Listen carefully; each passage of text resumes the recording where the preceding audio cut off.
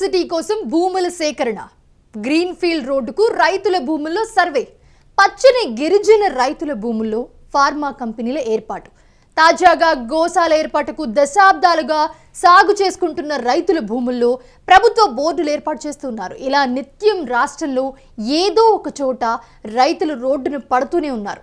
అవసరం ఏదైనా సరే రేవంత్ సర్కార్ దశాబ్దాలుగా సాగు చేసుకుంటూ ఉన్న రైతుల భూములపై పంజా విసురుతోంది.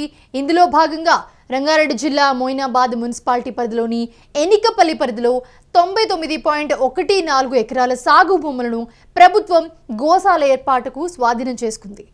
దాదాపు 7 దశాబ్దాలుగా నిరుపేద రైతులు సాగు చేసుకుంటూ ఉన్న ఆ భూములు ప్రభుత్వాన్ని అంటూ 6 నెలల క్రితమే అధికారులు బోర్డులు ఏర్పాటు చేశారు. దీంతో ఆందోళనకు గురైన రైతులు స్థానిక ఎమ్మెల్యే కాళే యాదయ్యను ఆశ్రయించారు. సీఎంతో మాట్లాడతానంటూ హామీ ఇవ్వడంతో రైతులు ఊరట దొరికిందని అనుకున్నారు. కానీ రెవెన్యూ అధికారులే కాకుండా ఏకంగా కలెక్టర్ కూడా వచ్చి మీ భూములు తీసుకుంటున్నామని చెప్పడంతో రైతులు నెత్తిన పిడుగు పడినంత పనైంది. వాళ్ళంతా కూడా తీవ్ర ఆందోళన వ్యక్తం చేస్తున్న పరిస్థితి. రంగారెడ్డి జిల్లా మోయినాబాద్ మున్సిపాలిటీ పరిధిలోని ఎనికపల్లి రెవెన్యూలో ఉన్న 180 సర్వే నెంబర్లో 99.14 ఎకరాల భూమి ఉంది. అయితే ఆ భూములను గ్రామానికి చెందిన 50 మంది ఎస్సీ బీసీ నిరుపేదలు 70 ఏళ్లుగా సాగు చేసుకుంటూ ఉన్నారు. మరికొంతమందికి 1954లో అప్పటిచ్చింది ప్రభుత్వం. అయితే వారి వద్ద నుండి ఇందిరమ్మ ప్రభుత్వ హయాంలో ఇచ్చిన తోక పాస పుస్తకాలు అలాగే శిస్తు కట్టిన రసీదులు కూడా వాళ్ళ దగ్గర ఉండడం జరిగింది. వాళ్ళ దగ్గర ఉన్నాయి కూడాను. 1983 వరకు కూడా రైతులు భూమి శిస్తు చెల్లించారు. అయినా కూడా ప్రభుత్వ భూమి అని రికార్డుల్లో నమోదవుతూ వస్తూనే ఉంది.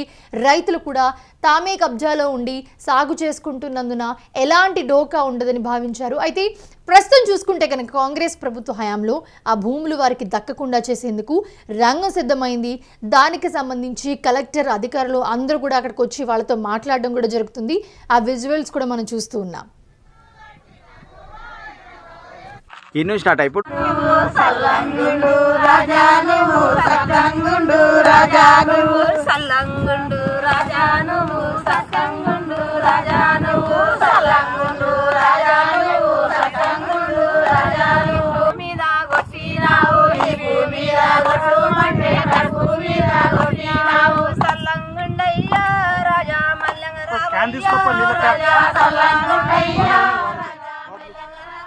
అయితే జిల్లా కలెక్టర్ సి నారాయణ రెడ్డితో పాటు హెచ్ఎండిఏ కమిషనర్ సర్పరాజు అలాగే చేవెళ్ల ఆర్డీఓ చంద్రకళ ఏకంగా ఆ భూములను పరిశీలించడానికి వచ్చారు. అక్కడికి అధికారులు ఆ భూములను పరిశీలించడానికి వచ్చారన్న విషయాన్ని తెలుసుకున్న రైతులు భూముల వద్దకు చేరుకున్నారు. తమ భూములను ఇవ్వబోమని చెప్పడంతో రైతులు అధికారుల మధ్య కొంత వాగ్వాదం చోటు చేసుకుంది. ఎట్టి పరిస్థితుల్లో తమ భూములను ప్రభుత్వానికి ఇచ్చేది లేదని వారు ఆందోళనకు దిగారు. తమకు న్యాయం చేయాలని రైతులు డిమాండ్ చేశారు. లేకుంటే భూమి ఇవ్వాలని రైతులు డిమాండ్ చేస్తూ ఉన్నారు. అయితే తాము సచ్చినా కూడా భూములను మాత్రం ఇవ్వబోమని ప్రభుత్వం మరొకసారి పునరాలోచించాలని చెప్పి రైతులు డిమాండ్ చేశారు. ప్రభుత్వం ఈ భూములను గోశాలకు కేటాయించడం జరిగిందని, ఖాళీ చేయాల్సిందేనని చెప్పి కలెక్టర్ ఈ సందర్భంగా వాళ్ళందరికీ కూడా చాలా క్లియర్గా చెప్పడం జరిగింది.